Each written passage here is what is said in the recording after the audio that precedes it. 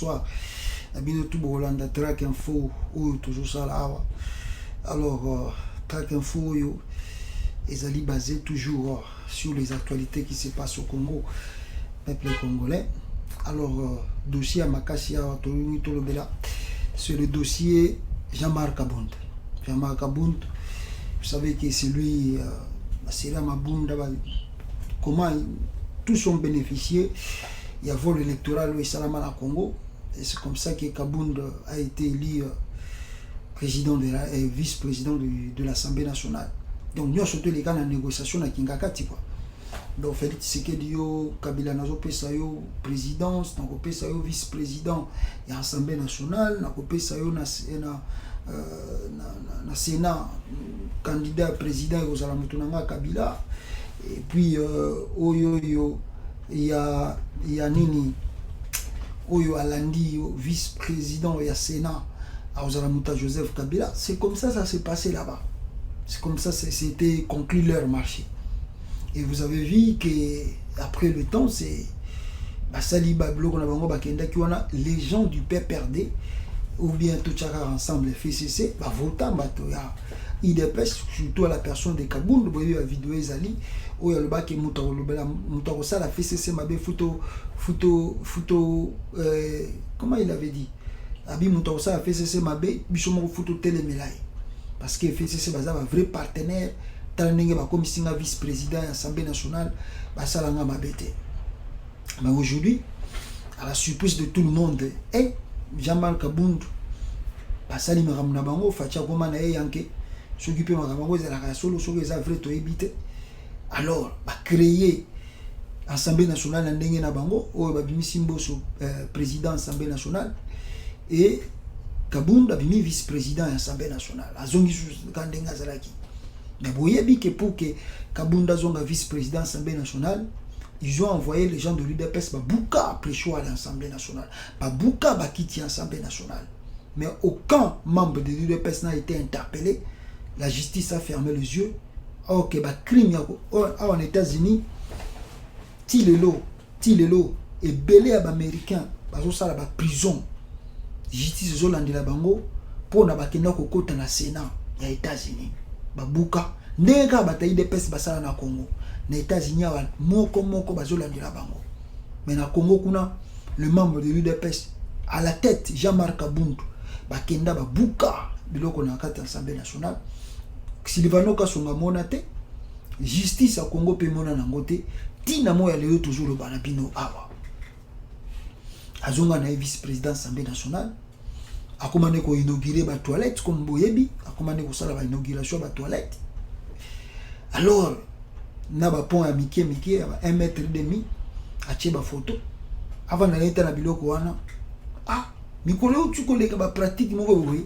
Kabound zomona comme ko sala lokola ba régularisation ko régulariser ba nzela ceux qui embouteillage ezali. Bato bi mais Kabound comme il roulage, comme ko orienter ba chauffeur, yo le kabo e bani. Mais eza bi du pouvoir te. Jean-Marc Abound. Bon, total à Mikolo Jakoya. Le peuple congolais, nous avons dit le plus pur oyo ekoya bomona yango. Mais avant na kota na point na tikanga na développer ba point moko miki pour na boyeba makam to koloba. Ya liboso na koloba ezali na Kasai. Jean-Marc Abound c'est un Kasai. Mais ba kosaka papa Tshisekedi azali Katangé. Au moment où je vous parle, un policier na Kasai auti komi beta masasi na mutu ami beti bal na mutu. Pourquoi? Parce que basinga ki mbonga dot, donc azo mwana bato tia na ndako apesa mbonga dot ite. La famille de la femme babi mais yo za na moi si déjà na ndako biso na tozu mbonga dot ite. Qu'est-ce qui se passe? Bazo koya moi une semaine sur les qui apesi promesse bazongi bake. Après le lendemain ba ye lisusu. Mais pesa biso mbonga dotiti mbonga dote zate bakei susu bayeli susu pesa biso mbonga dote bo Félix Tshisekedi pa ba uti ko chaso kilwa dote na ba village za ba $300 pesa biso $300 wana la dote zate policier tellement famille belle famille za ko ya trop policier moni lo bisika ozala rezate donc salaire rezate le policier azu mindu qui yemo beti na moto. Alors si je regarde bien cette information ce qui a Koufi attendez. Kasaï central, insolite, harcelé par la dot, un policier s'est tiré une balle dans la tête. Il s'est tiré lui-même. Sa belle famille venait chaque fois réclamer la dot chez lui. Le vendredi dernier matin, ils sont encore venus la lui réclamer. Et dans l'après-midi, il a pris son arme et s'est tiré une balle dans la tête. On ne comprend pas. C'est vraiment de la sorcellerie, confie une source policière qui a requis l'anonymat. C'est une étrange histoire qui a affolé la toile ce vendredi 13 août 2021 aux environs de 15 heures locales dans la province du Kasaï central. Un certain Mwanda, policier de son état, s'est donné la mort à Koufi Pembalamoko. S'est donné la mort après qu'il s'est engagé par le réclamation répétitive de sa belle famille autour de la dot. Les analystes politiques appellent l'Assemblée nationale à statuer urgemment sur la loi de Daniel Mbaou qui est une véritable garantie pour la prospérité des familles en RDC. La problématique de la dot en RDC mérite l'attention des législateurs qui est un texte d'imprégnation sociale et de sécurisation collective.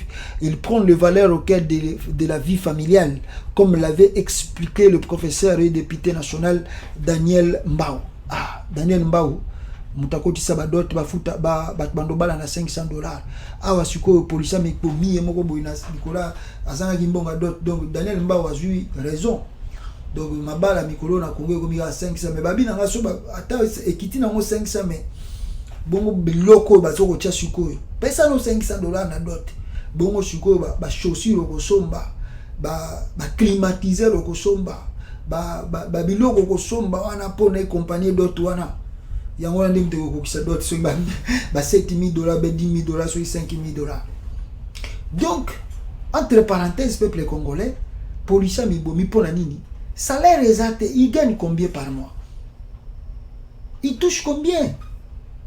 Donc c'est dit policier tali na moi salaire ngo so qui peut baboter déjà na moi si ngo so qui peut faire sa mbana salaire ngo yé azwa combien oyo a ko supporter nyonso toana pasi na ndako belle famille zo ko senga colère l'équipe policier mi bomina et boyo qui peut ministère intérieur lo bineria boyo qui peut mukonja la police kuna na Kasaï central alobi ne peut rien, gouverneur ya Kasaï central alobi ne peut rien, police mibomi na ele ki na okane mwana, chef de l'état alobi rien, porte-parole au gouvernement alobi rien, police mibomi na ele ki na, comme si rien n'était, comme si c'est pas une personne qui vient de mourir na basiko. Et pourtant mutazo ça il a l'état. Après ils sont les premiers à demander aux jeunes de venir s'enrôler à la police ou bien à l'armée. Tala bino bolingi boke s'enrôler na armée na la police tala nde mutami bomi yemoko ami betine masasi po amoni kutumbonga kufuta ya dota pambe na Congo. Un policier ata vélo kako babenga ka vélo, est-ce que policier na Congo ko somba vélo ya pamba? Est-ce que policier la salaire ba ako somba donc ba futi pena longoli salaire na yake somba vélo na ville ya sika Mawatro, t'as la passe dans la carte RDC, mes frères Kokamwa. Paix à son âme, mais binomo pollution, on peut sauver la révolution. Tant que battre Robima, vous avez su battre les premiers rebelles à battre ça, carabino ba pollution. Deuxième information avant la Kawana. Na Kasaï kuna boyebi ke mai moko boye utaki Angola, so ipe epito rivière moko boye za kuna za spolié.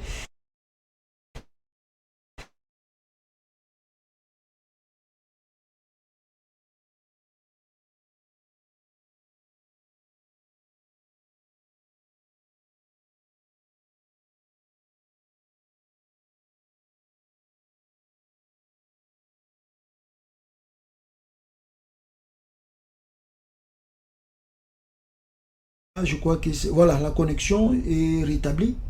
Voilà. Donc, je disais, Maï et un toxique. Alors, selon le rumeur, balobi ke koki kozala, babilo ko ane uti Angola, produit chimique ko ane uti Angola, o ekoti na Maï wana kota Kasai, ezo bomba bambisi, ebomi bambisi ebele, Donc on dirait ceux qui basali yango na nkoy, ceux qui basali yango na côté, ceux qui n'ont pas averser ba produits toxiques wana to éviter. Alors ils ont demandé les études internationales pour na ba mona banani basali eloko ndengwana côté kuna. Mais en attendant la population balia ki bambisu wana, misusu bazo le kadiare, misusu bazo kufa après quelques temps. Et voilà le pourquoi même bango moko ba interdit bango ba kolia balia su bambisu wana te. Est-ce que le gouvernement Congo ceux qui va découvrir que za Angola mtazo sala biloko wana Félix Tshisekedi a rejoint la mesure. Tu éviter, talaka ba Congolais de si ba kufia, ba kufi déjà sur combien, mais le gouvernement paye à robetane cara le comme si rien n'était. To vandi mo muki awa peuple congolais ba soupçon moko boya ko yiba bambongo ebimi na kati ya RDC. Boyebi ke Fachi Béton, ba lobi ke yazo sa l'état de droit, mutameki ko yiba fu ba kangae, mais soupçon yeko bima. Andeko nanga so botali photo wana bokomona ministre aza muta IDPS ministre ya EPC EPCT plutôt aza muta IDPS tala bango wana bavandi ye na Gilles muta IGF na Augustin Kabuya donc bakene na bango na bureau Augustin Kabuya muta IGF qui est censé être indépendant mais akene na bureau ya Augustin Kabuya po bayoko ba kombo ya nani ofu ba traquer. Donc si vous avez même IGF, il y a un IGF yango. Et moi, je bata Kabila, bata Félix, bah moi na bangote. Alors IGF a sali pe musala mo ndambu muke peuple congolais. Na ko traquer na ya traka kawana. Ay ko traquer bato ya Kabila bazali complice et plutôt bata Félix Tshisekedi pe baninga ba détourner mbongo. Soko tali wana na communiquer babike l'intraitable Gilles Alingete de joue une tentative de détournement de 16 millions de dollars à l'EPCT et s'est fait en tirer la colère des partisans politiques d'un ministre de UDPS. La photo qui circule en une illustration dénonce une source IGF. IGF bloque décaissement de cet argent. L'IGF a bloqué Mbongwana et Bimate. Bataille de pes fabi Bicho Fachi Béton mutapesi coopération on a pour Natoli Alar. Yo sukoyo Gilles soki Gilles nani Orbosani que non, c'est Félix Tshisekedi qui t'a nommé là-bas comme étant au surveillant. Donc yo como bicho to pesa ki yo po au surveillant de bata Joseph Kabila. Comment yo como surveiller sur bicho? Donc yo bicho to che wana yo landande kanga kikaya kanga Katumbi, Soki Katumbi, Kanga, Kimisa Mokia, nani, comment on l'appelle ça? José Makila, Kanga, Bruno Chibala, Kanga, Yo Kanga, Matata Ponyo, Menaseba, Vital Kame, Tochila Kyo Musalawana. Yo Tochila Kyo Musala, Yo Kanga Muta IDPS. Yo Muta IGF, Bicho Topesa Kyo Musala, No Kanga Muta IDPS. Preuve Yangwana, Eteni Longondo, Ayibambongo Corona, Wakanga ete. Donc, yo jamais ko sala enquête na yo na présidence, ko sala enquête na yo na muto azali muto IDPS, jamais. Preuve bata IDPS babi que non, tala mutango wana ye to zaki na ya. Comment ya ko lo ba que non 16 millions to muto détourné. Donc le fait à bloquer mbongo wana bata IDPS babi yo luki makambo na biso omona ndenge to zalaka. Ba ko mo finga e, ba ko mi ko lukele makambo tout possible et pourtant soko la dit azape muluba. Mais quand on a tellement de Fachi Béton, à tous les Moulouba, donc yo, au jour où yo single le jour. En deux comme ça, Gilles yo, à comment on a maramunae, au sakana na Taliban, au moment on a bangoné bazali. So qui bakangi batu, mususu babeteli maboko. So qui bakangi matata pono babeteli maboko. So bakangi kamere babeteli maboko. Mais so qui bakangi muta IDPS te, azo sala musala biente. Ala ki sabiso ba preuve vrai, azo sala musala biente. Ni surtout wana pour côté kuna bosimbate bango ba yiba basala to bango balingi eza tour na bango eza présidence na bango wana ya liboso peuple congolais et so boni bomo na photo ngo très bien yango yo awa et bande ko nanga to vandi boye peuple congolais document mususu ou bien les commissions yo la biso Barnabé Karoubi Kikaya mon ami. Barnabé Kikaya Karoubi mon ami, qu'est-ce qui se passe? Balobi na biso oh Kikaya mon ami, Akimi. On a essayé la bino track info nango.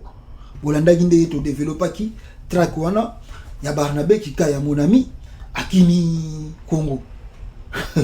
Siko Barnabé Kika ya bisika Akimi Congo. Donc, n'a pas comprendre que yé monde m'tabenga jeune Afrique a pessier ba détail. Moi na bimaki Congo le 24 le 20. Na bimaki na buto le 24 le 25. Na koti mwanda na lali na pirogue atindele na ba photo ya fuite. Mutakimi exil makangi alaxi bango ba preuve ninga kimeli na photo me Barnabé osali faux pour ba master na mususu oyo so il va convoquer ba na justice. Moi ba bima susu ndenge yo bimele ezalate au reverser cop. Alors Barnabé Kika ya mon ami a komi na mboka bisika azali azoboya koloba kombo mais soit azana Zimbabwe soit azana Afrique du Sud pour azana ba bien mingi na pays wana. Barnabé a sali interview a répliqué na bato balobi na ye Kakimaki pour Peter Kazadi alobi Kakimi na 2 millions na biso. Barnabé a répliqué à lobi sikoyo le pourquoi ye Akimi Congo. Suivez la vidéo de Barnabé Kika, mon ami.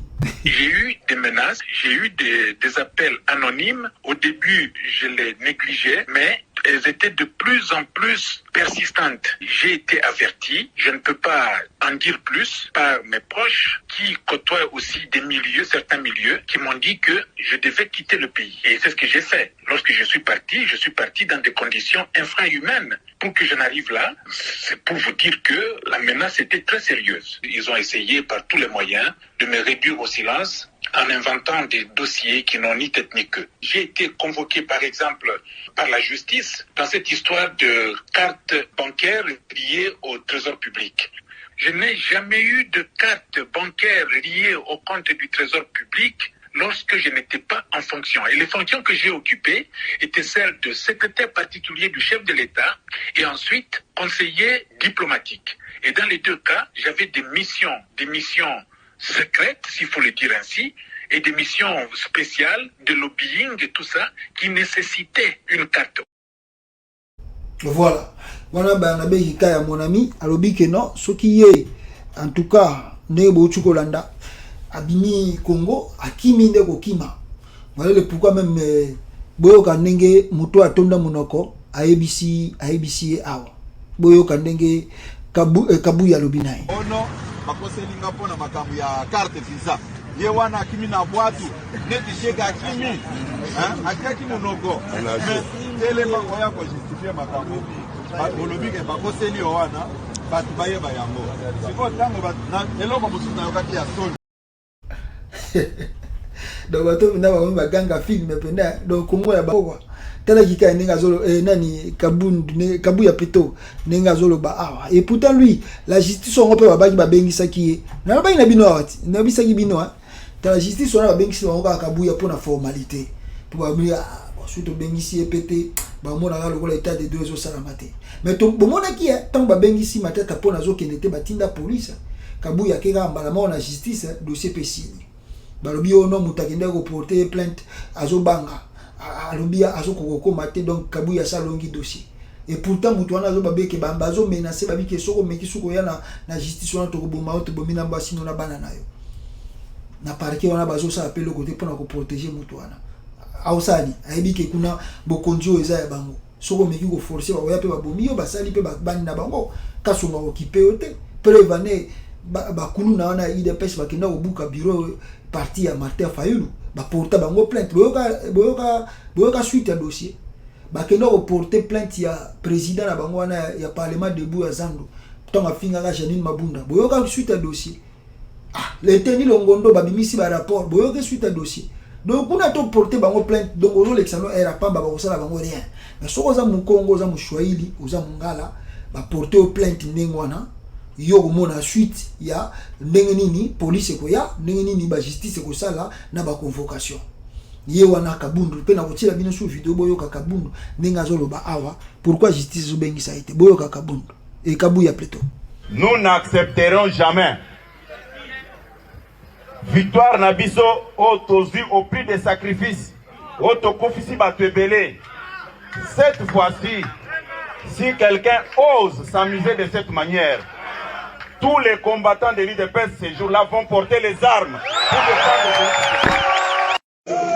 pour boyoki bomoni nenga lobi ba ozo minduki ba kopesa bato banini tout ça mais ti lelo a dossier keba et que nango bongo ekufi nango bo sa bango ni eza mboko na bango nde bazo réunir tout Congo ekomi ya bango bino tout bovanda ka ni bo observer tout ce qu'ils font o bangi basala botika kaka et sur c'est le comportement maintenant qui fâche les Congolais, c'est le comportement de Kabuya et Kabundu plutôt.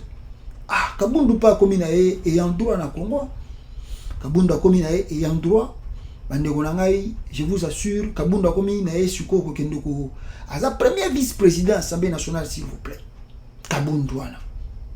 Moutaza censé repérer ça quand même éclairage, surtout que parti n'a pas de pouvoir. Surtout que l'élection et surtout que va préparer l'élection 2023. Kabunda komi ko tambola na cortège, musala komi nango sikoyo. Soki kaka uchi Assemblée nationale azo tambola na banzela. Do yemo azo provoquer ko tambola na banzela ba kota embouteillage ça. Soki ka muta parquer camion, ya kiti na mbeli, ba tukuto yabisinga ko tumuko ka sinalenga ka azo tambola na ba minduki na katakar. Donc so akiti na ba mbeli ba nini akemba moko akomi ko chuba ba pine ba azo chuba pine ba pine wana toboki ni pepe bimi na pine 4 akotobola pa pine moko to atoboli tous les 4 pine oh non a stationné mabe Kabundu yo za premier vice-président de l'Assemblée nationale yo bandoko ko tobola ba pine ya bato en qualité de qui? Suivez les témoignages ici boyo kabino moko makambo jo le kanakata Congo boko kamwa peuple congolais makambo nini oyo Kabuya akomi ko sala kuna. Suivez les témoignages.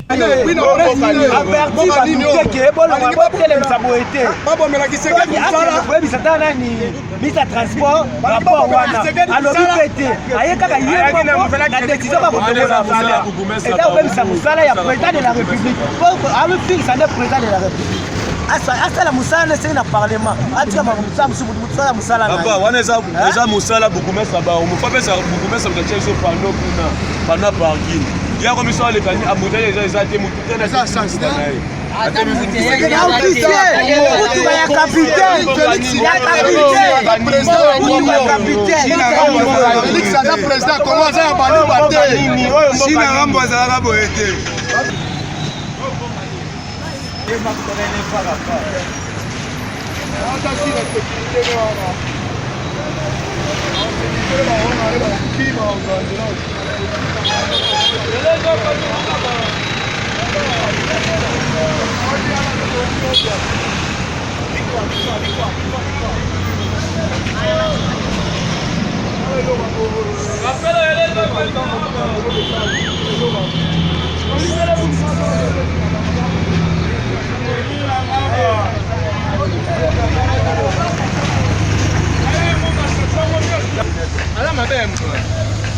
Olivier le bouge, c'est beaucoup d'années, il s'en a je pense vraiment que là, il y a une autre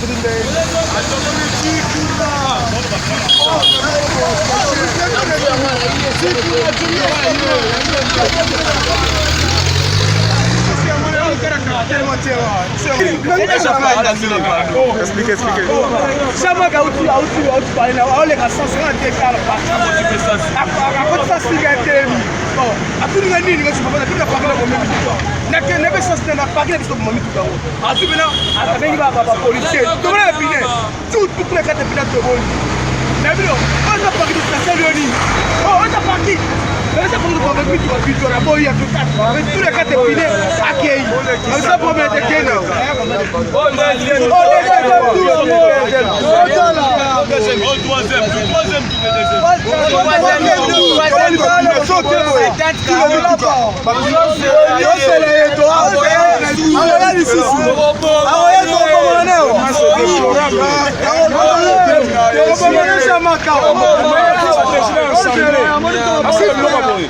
Alors vraiment, je peux s'appeler UDPS vraiment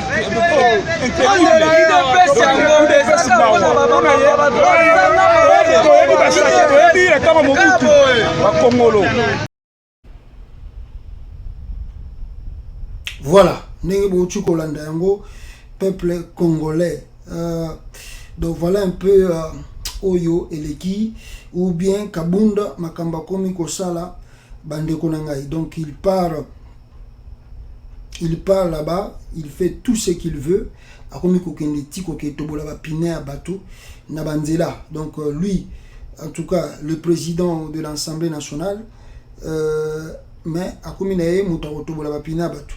Je ne sais pas de quelle audace ou de quel courage Oye Kabundo Azako Sala Babilo Banengwana.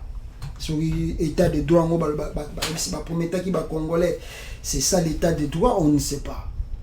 Un vice-président de l'Assemblée nationale qui parle, commencer à trouer le pinin, Yabato Bato. Vraiment, ça c'est normal, ça. Comment yo que nous trouver ba pina bato? Comment tu peux aller au bando tobolano ba pina nanzela? Tu n'es ni policier, tu n'es ni le chef de la police, ni même roulage yanzela. Yo poso les cas au moni embouteillage au kiti na cortège ba policier ba soko ba garde na yo républicain au toboli ba pina pokena. Moyen mutalo bano ezate. Ata ba fundi yo. Dans le Kangai. Attends, qui va arrêter Kaboun? Il est roi là-bas, il est roi. À ça, il y a encore Kaboun. A comme il y a ah, Olivier Lembazali a raison. Il dit ça va bien beaucoup ni atama vraiment beaucoup ni atama penda. Oh penda ba Congolais buna bozo mona ko ni atama penda na nenga vrai. Ko ni atama penda o ka ko ni atama penda ko ni atama penda bozo mona nenga vrai. C'est impossible, c'est incroyable. C'est vraiment incroyable. Ah! Mais frère, non, tout le monde a maintenant le bon monde a été, mais au bon monde a IDP, c'est plus pire. C'est plus pire. Comment? Bako kende, bako mina bango pena, donc il va tomber dans le donc ce qu'on te tobola va piner. À qui n'est pas tobola les qui. Et puis c'est pas pour la première fois de boyo qui témoignage Joana Kazo Salam. De comme l'habitude naie. Aleki na tonga moni atoboli auti azongi atoboli donc yeso azo le kafu cortège na ye amona embouteillage te amona pe ba camion parqué na mopanzi te. En tout cas Congo Congo est bien bamboko sali bongo toboli pina batu bo yoza posa vice président Assemblée nationale les États-Unis yo tobola pina batu on ça ba memo la justice yoto premier ataka kutu un simple député pamba otoboli pina mutu ou bien obeti mutu ayo en États-Unis yo député obeti américain mbata ata étranger obeti mbata posa député. Congo est bien au monde état de droit yangwana kabunda toboli ne ba pina boyo ka batu sunne bazolo ba oh non bon e bandaki ne po kabunda tobola ba pina. Donc les gens justifient le mal par le bien.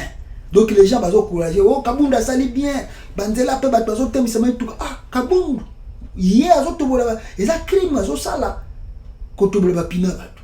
Mais les gens encouragent, ils disent qu'il a sali bien nenga toboli ba pina. Ah ngaya Congo ça passe. Ils a véritablement passé. Makambo toujours mona. Et puis on vient d'apprendre que Baatu Lukwebo a le bien supporter Félix Tshisekedi comme candidat à l'élection présidentielle. On va voir ce que ça va faire.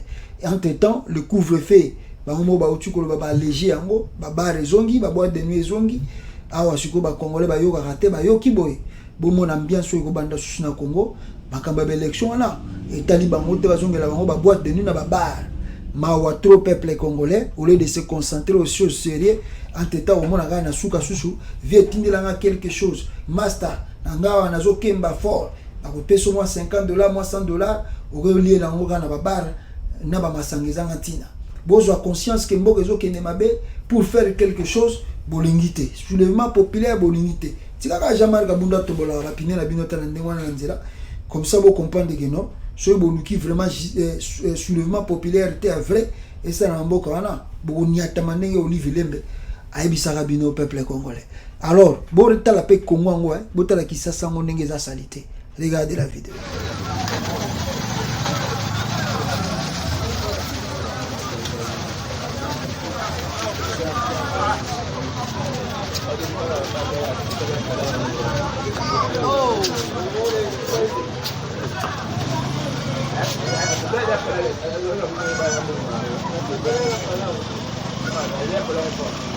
Tala vile sasa ndiye kuma salite na Mamba Mamai.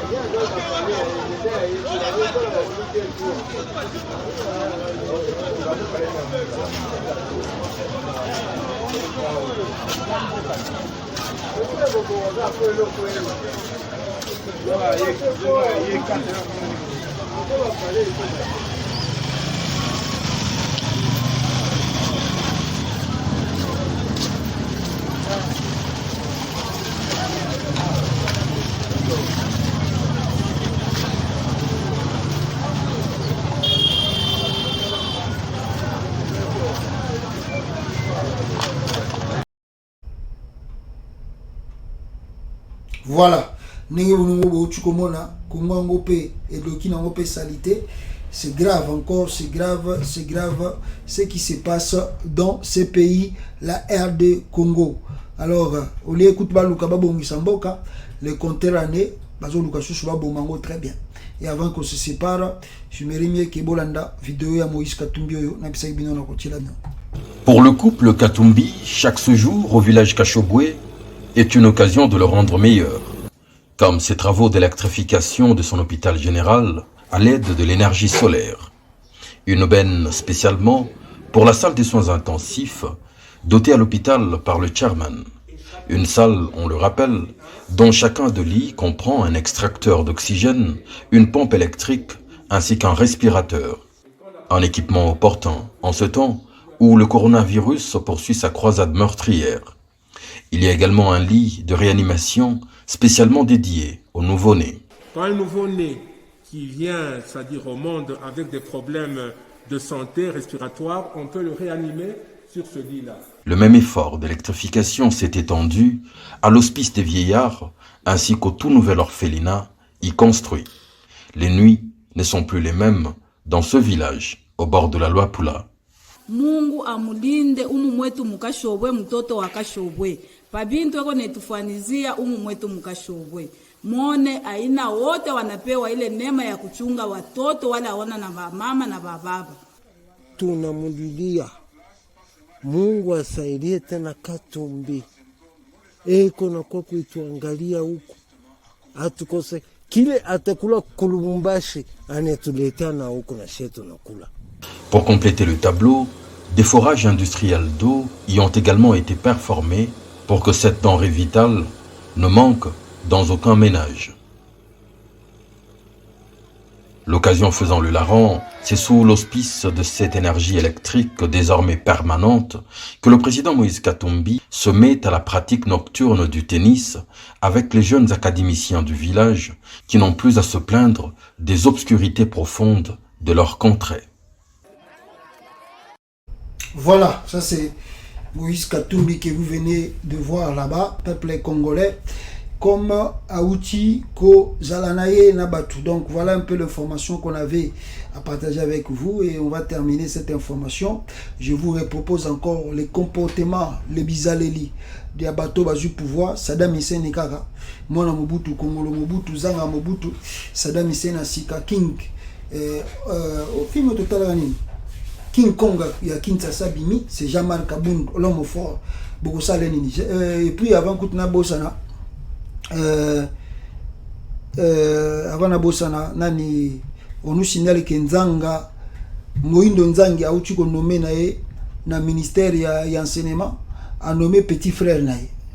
A nommé nani, monsieur Kakoule Mate Stéphane est étudiant en deuxième licence mécanique appliquée. Il s'apprête à commencer son stage comme administrateur de budget. Donc, Moïndo Nzanga bon, on appelle le roi ministre là. Il faut une famille, on voit maman d'ambo. Moïndo Nzanga peut ajouter petit naé, à tchena mon pandi kuna po abanda obenda pe balar. Congo a mtazo luka pouvoir, mais so azana na pouvoir tenenga zo finga. Ah, bon mutaboyata Katumbi lobini longa ministre rolongwa. Oh, ya zo mona ba clair wana ta yo Katumbi obina. Okebite so yo lobina ya longa ba moko ensemble. Oh, ya zo mona déjà bala. Ah, oh famille ninge bonga. Yo ebise so longa ministre. Suivez les comportements de Kabundu to Kabwania. Les soldats. Assemblée mobile professeur Loya Nini. Yeah.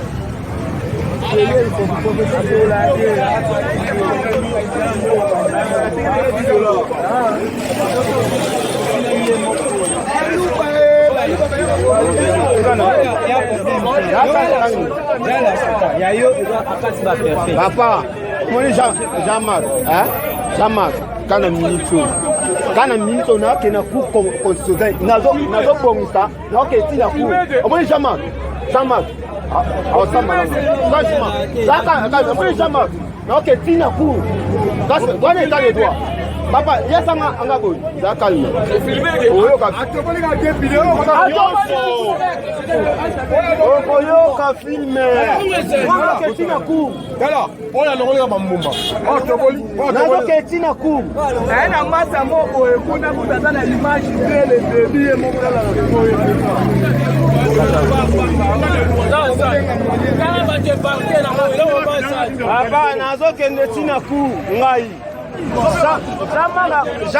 Jamanga akoyeba ngai kwa yebinga ngati kama jama kabunda bino aleka bakaba kubapanke ça va permettre quand même yako bi maître mutako sala intervention so azapa pardon mutako lo baza masa okolo bani nakolo babwa yaza président ya assemblée lelo ni nesale ya kitana nte akita pena na contexte to baba pine do yena assemblée ko kuna ndalo tende ba pina ba asa soba asa pe liboma assemblée soka kuna na parlement kuna ala ba pinete asa soba so ale ke pa le galibé la bonti ala tena to baba pine penga ba pasa ngazwango deuxième fois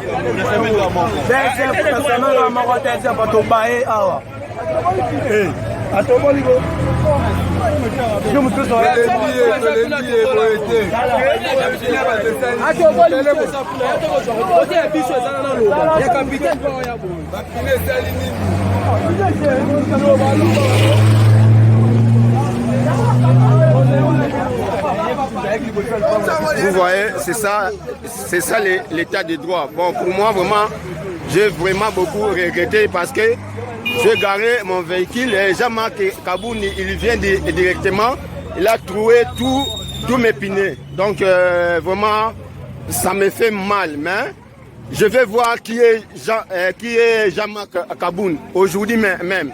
Hein? Merci. Mais il y a encore un autre véhicule ici, comme vous voyez un Jeep. Hein? Il a fait ce qu'il veut, hein? Comme si c'est son pays. Hein? Vraiment, c'est étonnant. Vous voyez comme si ici aussi, il y a un Jeep aussi. Il a trouvé tous les pneus. Hein? Il a trouvé tous les pneus, vraiment, je regrette. Mais pour moi, je vais aussi chercher qui est Jean-Marc Kaboun. Comme vous voyez, est-ce que vraiment c'est normal? Madame ministre de Transport, Jean-Marc Kaboun, comme vous voyez.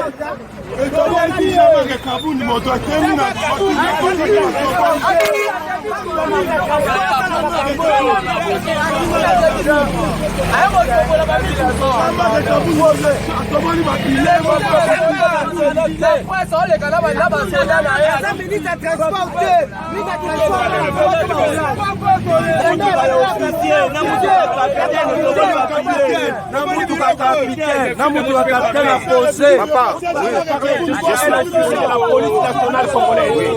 À ma qualité de capitaine, je suis piéton. J'ai fait cette frontière par la grâce de Dieu. Comment un honorable député national de son rang, il peut faire des choses pareilles. J'ai stationné ma voiture devant mon bureau. Ça, je ne peux pas se faire. Azani ministre de transport, ministre Makada, Jean-Marc Azali Soko, Jean-Marc Azali Soko,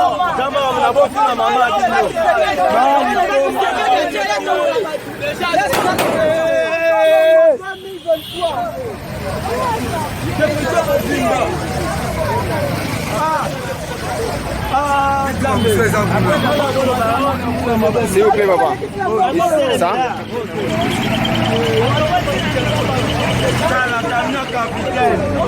Jean-Marc Aboun aza liboma.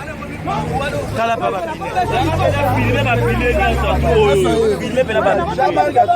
Eza ko t'esprit, eza ko bebisa. C'est capitaine, hein?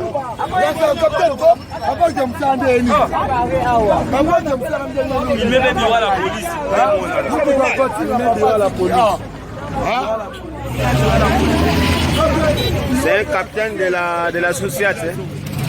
Quand vous voyez, c'est le capitaine. Capitaine, oui, c'est le véhicule du capitaine.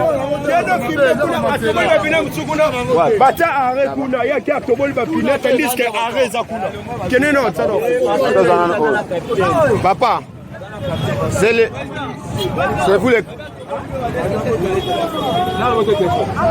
Papa, on va te la téléphone. La problème, c'est ça.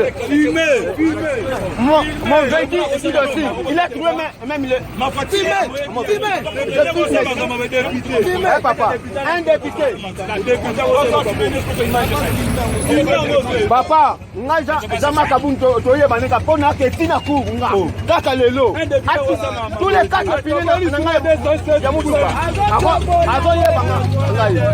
nakende tina ku kaka lelo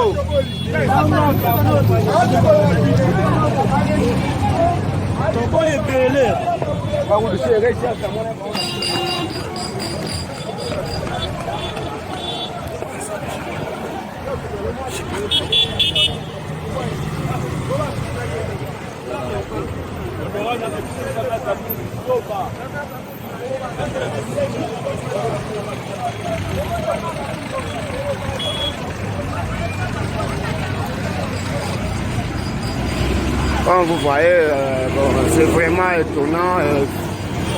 Ça me fait vraiment mal parce que j'ai parqué mon véhicule. Il vient trouver tous les quatre épinets de ma véhicule. Donc, ça me fait mal, hein, comme vous voyez. Je suis en train de partir là où il y a